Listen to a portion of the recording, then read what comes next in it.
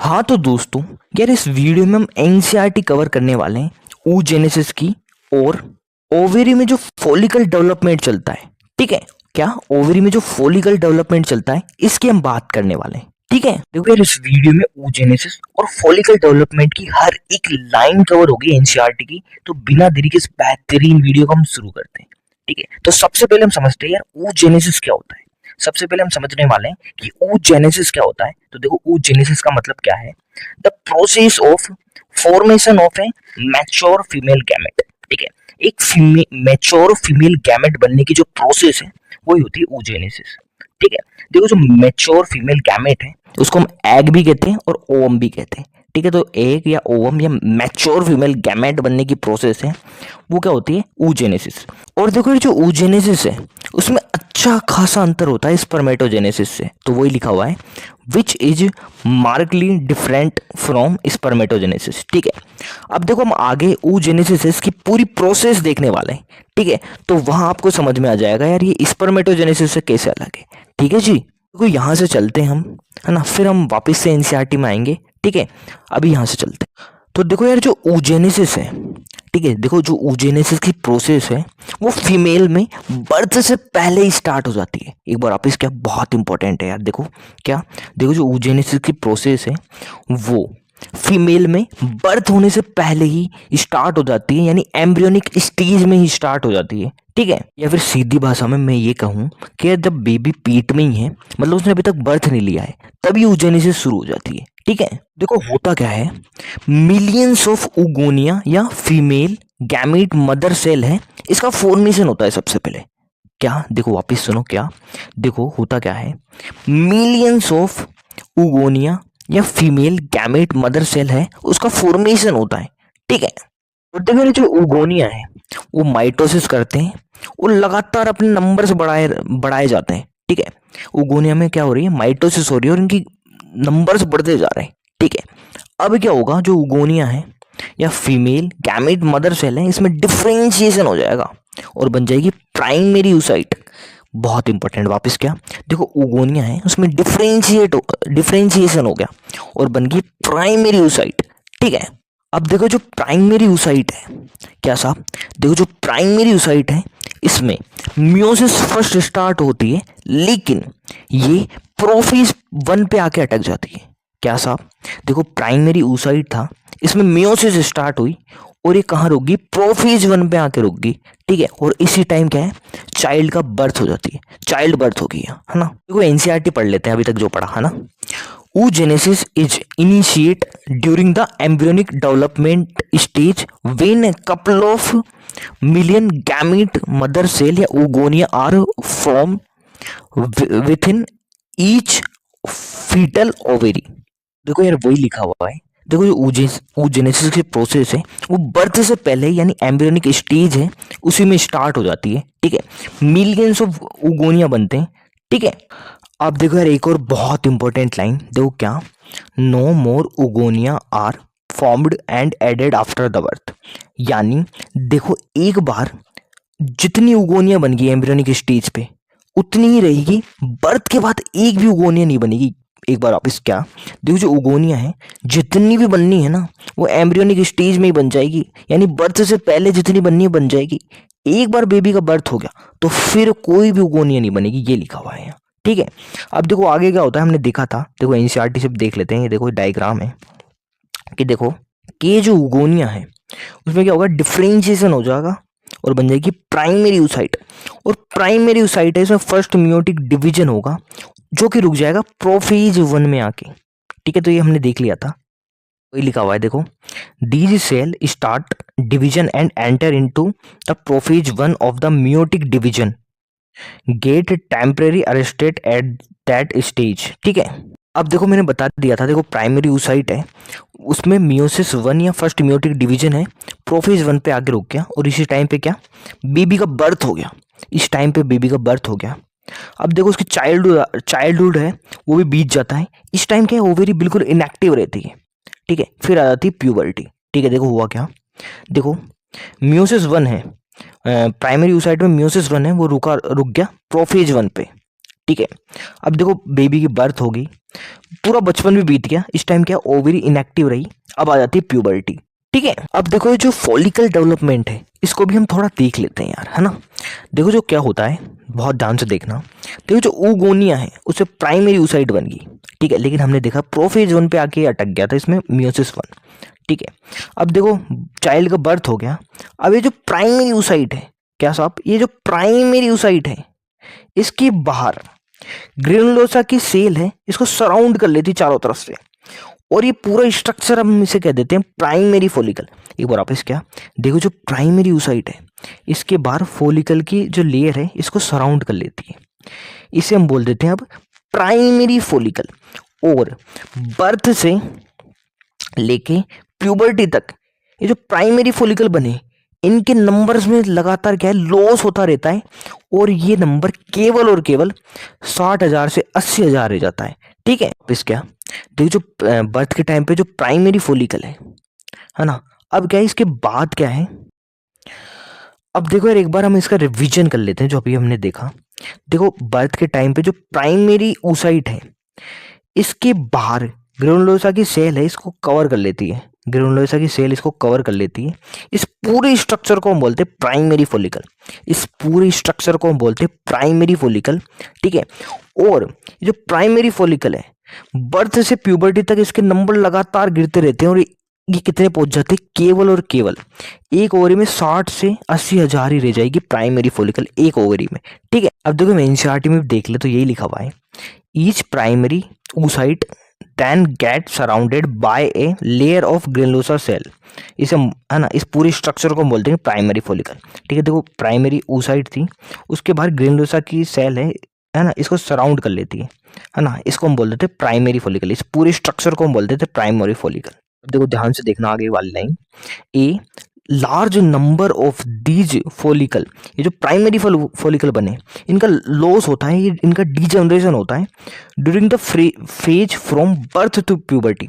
Birth से puberty तक क्या होता है, प्राइमरी फॉलिकल है इसका लगातार डीजनरेशन होता है, इनका लगातार लॉस होता है, और प्यूबर्टी पर ये कितने ले जाते हैं, केवल 60,000 से 80,000, है ना, एक ओवरी में। ध्यान रखना एक ओवरी में, दो की बात की जाए तो इसके डबल हो जाएंगे। ठीक है। अब देखो हम आगे चलते हैं, देखो आगे क्या लिखा हुआ है, the primary follicle get surrounded by more layers of granulosa cells and a new theca and are called secondary follicle. इसको हम समझते हैं। देखो यार, देखो जो प्राइमरी फॉलिकल है, ठीक है, देखो प्राइमरी फॉलिकल है इसके बाहर क्या है, और ज्यादा ग्रेनुलोसा सेल्स की लेयर आ जाती है। क्या साहब, जो प्राइमरी फॉलिकल है इसके बाहर और ज्यादा ग्रेनुलोसा सेल्स की लेयर आ जाती है, और इसके बाहर एक नई लेयर और बन जाती है, इसको हम बोल देते हैं थीका, और ये पूरा स्ट्रक्चर होगा सेकेंडरी फॉलिकल। एक बार वापस देखो, देखो जो प्राइमरी फॉलिकल है ना, ये प्राइमरी फॉलिकल है, इसके बाहर और ज्यादा ग्रेनुलोसा सेल्स की लेयर है, इसको सराउंड कर लेती है, इसको चारों तरफ से सराउंड कर लेती है। ठीक है, ये कर लिया, और इसके बाहर एक नई लेयर और आ जाती है जिसे हम बोलते हैं थीका, और ये पूरा स्ट्रक्चर हो गया सेकेंडरी फॉलिकल। तो ये हो गया साहब सेकेंडरी फॉलिकल।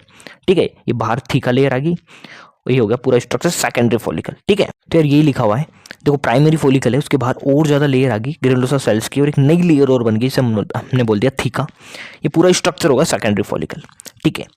अब देखो जो सेकेंडरी फॉलिकल है वो ट्रांसफॉर्म हो जाएगा टर्सरी फॉलिकल में। देखो होगा क्या क्या, देखो जो सेकेंडरी फॉलिकल है वो कन्वर्ट होगा टर्सरी फॉलिकल में। अब देखो यहां क्या होने लगेगा, बहुत इंपॉर्टेंट, एक फ्लूइड फिल्ड कैविटी आ जाएगी, एक फ्लूइड फिल्ड कैविटी आ जाएगी, इसको हम बोलेंगे एंट्रम। क्या साहब, देखो हुआ क्या, एक फ्लूइड फिल्ड कैविटी बन गई जिसे हमने बोलते हैं एंट्रम, और जो थीका लेयर थी वो डिफरेंशिएट हो जाएगी थीका इंटरना में और थीका एक्सटर्ना में। ठीक है, देखो दो लेयर में डिफरेंशिएट होगी थीका, ये होगी अंदर वाली थीका इंटरना, और बाहर वाली होगी थीका एक्सटर्ना। एक बार वापस देखो हुआ क्या, देखो जो टर्सरी फॉलिकल है, क्या साहब, ये जो टर्सरी फॉलिकल है उसमें क्या हुआ, सेकेंडरी फॉलिकल टर्सरी फॉलिकल में कन्वर्ट हो गया। टर्सरी फॉलिकल में क्या हुआ, एक कैविटी बन गई फ्लूइड फिल्ड कैविटी, जिसको हमने बोलते हैं एंट्रम। बहुत बहुत इंपॉर्टेंट, देखो एंट्रम है वो कहाँ देखने को मिलते हैं, हम टर्सरी फॉलिकल में, बहुत इंपॉर्टेंट क्वेश्चन होता है ये। ठीक है। और जो थीका है वो भी डिफरेंशिएट होगी थीका इंटरना में और थीका एक्सटर्ना में। ठीक है। और अब यार बहुत इंपॉर्टेंट बात, अब देखो ध्यान से देखना, देखो ये जो इसके अंदर है अभी तक ये क्या है, प्राइमरी oocyte ही है, ठीक है। देखो ये प्राइमरी oocyte है, इसके बाहर ही क्या है, ग्रेनुलोसा सेल्स की लेयर आ गई थी, ठीक है। तो ये प्राइमरी oocyte ही था अभी तक तो, ठीक है। और हमने देखा था, देखो क्या, देखो यार जो प्राइमरी oocyte है हमने देखा था इसमें मियोसिस 1 है, प्रोफेज 1 पे रुक जाता है, बर्थ हो जाता है, चाइल्डहुड आ जाता है, पूरे चाइल्डहुड में ये ओवरी है वो इनएक्टिव ही रहती है, और प्यूबर्टी आने पर, अब देखो जो प्यूबर्टी आएगी तब क्या होगा, बहुत ध्यान से सुनना। ये जो प्राइमरी oocyte है इसमें मियोसिस 1 है, ये कंप्लीट हो जाता है, और ये जो डिवीजन होता है वो अनइक्वल डिवीजन होता है। ध्यान रखना क्या, ये जो डिवीजन हुआ वो अनइक्वल डिवीजन हुआ। या एक तो बनती है फर्स्ट पोलर बॉडी और एक बनती है सेकेंडरी oocyte। देखो जो फर्स्ट पोलर बॉडी होती है वो छोटी होती है काफी, सेकेंडरी oocyte काफी बड़ी होती है इसकी तुलना में, ठीक है। तो क्या, देखो प्राइमरी oocyte है, इसमें क्या हुआ, मियोसिस सेकंड कंप्लीट हो गया, और ये जो फर्स्ट पोलर मतलब अनइक्वल डिवीजन हुआ, क्या क्या बना, फर्स्ट पोलर बॉडी बनी और सेकेंडरी oocyte बना। फर्स्ट पोलर बॉडी थोड़ी छोटी है, सेकेंडरी oocyte बड़ी है इसकी तुलना में, ठीक है। अब देखो हम यहाँ आ जाते हैं, देखो ध्यान से सुनना यार, बहुत ध्यान से समझने की बात है। देखो जो सेकेंडरी फॉलिकल है, जब टर्सरी फॉलिकल में क्या होता है, क्या सेकेंडरी फॉलिकल जब टर्सरी फॉलिकल में ट्रांसफॉर्म होता है तो क्या होता है, देखो जो सेकेंडरी फॉलिकल है यहाँ क्या है, प्राइमरी oocyte है, देखो ये है प्राइमरी oocyte।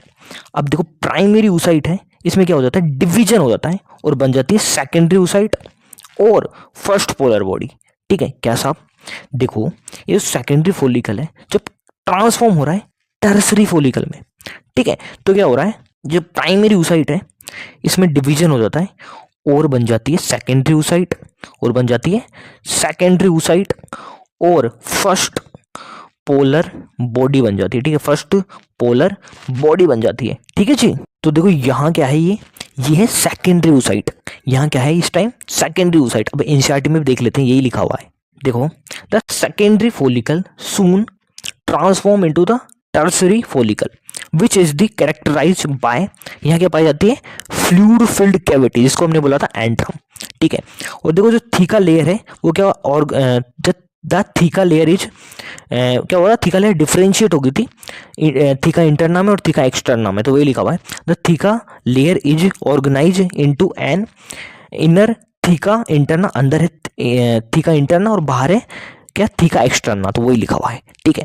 अब देखो एक बहुत इंपॉर्टेंट लाइन जो अभी हमने समझी थी, it is important to draw your attention that it is at this stage that the primary oocyte within the tertiary follicle growth in size and complete its first meiotic division, ठीक है। तो देखो यार क्या हुआ, क्या जो प्राइमरी oocyte थी इसने क्या किया, अपना मियोसिस 1 कंप्लीट किया, और ये देखो डिवीजन हो कैसा होगा, अनइक्वल डिवीजन होगा, जिससे क्या बनेगा, एक तो फर्स्ट पोलर बॉडी बनेगी और एक सेकेंडरी oocyte बनेगा, तो वही लिखा हुआ है it is an unequal division resulting in the formation of a large haploid secondary oocyte। देखो सेकेंडरी oocyte तो क्या है, बड़ी है, और इसकी तुलना में जो फर्स्ट पोलर बॉडी है वो छोटी है, ठीक है। अब देखो the secondary oocyte retain bulk of the nutrient rich cytoplasm of the primary oocyte, ठीक है। देखो जो प्राइमरी oocyte है ये डिवाइड करके बना रही थी सेकेंडरी oocyte और साहब फर्स्ट पोलर बॉडी। तो देखो यार ये जो डिवीजन हुआ था, जो डिवीजन हुआ था वो अनइक्वल हुआ था, तो जो मेन साइटोप्लाज्म है वो कौन ले गया, सेकेंडरी oocyte ही ले गया। फर्स्ट पोलर बॉडी के पास कुछ नहीं आया साहब, ठीक है, थोड़ा सा आया नाम मात्र, पूरा का पूरा कौन ले गया, सेकेंडरी oocyte। अब देखो हम आगे चलते हैं, क्या can you think of any advantage for this, क्या इसका कोई एडवांटेज है, तो हम इसे समझते हैं। देखो देखो प्राइमरी oocyte था, इसमें डिवीजन हुआ था और ये डिवीजन अनइक्वल हुआ था, एक बड़ी सारी सेकेंडरी oocyte बन गई थी और एक छोटी सी फर्स्ट पोलर बॉडी बनी थी, ठीक है। और क्या हुआ था साहब, जो साइटोप्लाज्म था वो मैक्सिमम कहाँ पहुंच गया था, सेकेंडरी oocyte में, और फर्स्ट पोलर बॉडी पे बिल्कुल कम पहुंचा था। देखो ऐसा क्यों, देखो यार ये डिवीजन अगर इक्वल हो जाता तो 50% इसके पास आ जाता साइटोप्लाज्म और 50% इसके पास आ जाता। अब देखो यार इसके पास 50% है क्या, इसका तो काम ही नहीं है, जबकि सेकेंडरी oocyte है, इसको आगे जाके बनाना है साहब जाइगोट, क्या इसको आगे जाके बनाना है जाइगोट, तो इसको न्यूट्रिशन की जरूरत होगी और साइटोप्लाज्म में अच्छा खासा न्यूट्रिशन होता है। ठीक है, तो देखो अनइक्वल डिवीजन हुआ तो क्या हुआ, मैक्सिमम साइटोप्लाज्म यहाँ आ गया, मैक्सिमम साइटोप्लाज्म यहाँ आ गया और यहाँ बहुत कम गया। तो ये इसका एडवांटेज हो गया अनइक्वल डिवीजन जो हुआ इसका। ठीक है, अब देखो हम आगे पढ़ते हैं क्या, does the first polar body born out of first meiotic division divide further और डिजनरेट। देखो जो फर्स्ट पोलर बॉडी है वो डिजनरेट हो जाती है और डिवाइड होती है आगे वापस। तो देखो ये इसके बारे में हमको कोई सर्टेन आइडिया नहीं है, ये लिखा हुआ है आगे, 8% we are not very certain about this. अब देखो हम बात करते हैं टर्सरी फॉलिकल की। ठीक है, अब हम बात करते हैं टर्सरी फॉलिकल की। अब देखो यार जो टर्सरी फॉलिकल है ये भी क्या कन्वर्ट हो जाता है किस में, ग्राफियन फॉलिकल या मैच्योर फॉलिकल में। ठीक है, देखो यार जो टर्सरी फॉलिकल है ये कन्वर्ट हो जाएगा ग्राफियन फॉलिकल या मैच्योर फॉलिकल में। देखो यहाँ क्या होता है, जो ग्रेनुलोसा की सेल की लेयरिंग है वो और ज्यादा बढ़ जाती है। ठीक है, ये ग्रेनुलोसा सेल है इसको और ज्यादा सराउंड कर लेती है। और एक बहुत इंपॉर्टेंट बात देखो, देखो ये इसके अंदर है क्या, सेकेंडरी oocyte। तो देखो जो सेकेंडरी oocyte है उसके बाहर एक नई मेम्ब्रेन है वो फॉर्म हो जाती है, एक नई मेम्ब्रेन फॉर्म हो जाती है जिसको हम बोलते हैं जोना पैल्यूसिडा। हुआ क्या, देखो टर्सरी फॉलिकल है इसमें ये थी क्या सेकेंडरी oocyte, और जो सेकेंडरी oocyte है जब ये कन्वर्ट होती है ग्राफियन फॉलिकल है मैच्योर फॉलिकल में, तो सेकेंडरी oocyte है उसके बाद बाहर एक नई मेम्ब्रेन फॉर्म हो जाती है जिसको हम बोलते हैं जोना पैल्यूसिडा। ठीक है, तो ग्राफियन फॉलिकल है इसमें जो, या मैच्योर फॉलिकल है इसमें जो हमको सेकेंडरी oocyte मिलेगा उसके बाहर हमको एक लेयर मिलेगी जोना पैल्यूसिडा की। ठीक है, ये लिखा हुआ है देखो, the tertiary follicle further change into the mature follicle, a Graafian follicle, the secondary oocyte form a new membrane called zona pellucida। ठीक है, surround it। अब देखो यार जब ओव्यूलेशन होगा तो क्या होता है, यहां से ये रप्चर होगी और जो सेकेंडरी oocyte है वो बाहर निकल जाएगा। ठीक है, देखो जो ओव्यूलेशन है उसको हम और बेहतर कहाँ पढ़ेंगे, नेचुरल साइकिल में। ठीक है, तो अभी यहाँ याद रख लो कि देखो ओव्यूलेशन होगा, ये जो ग्राफियन फॉलिकल है वो रप्चर हो जाएगी और बाहर निकल जाएगा सेकेंडरी oocyte।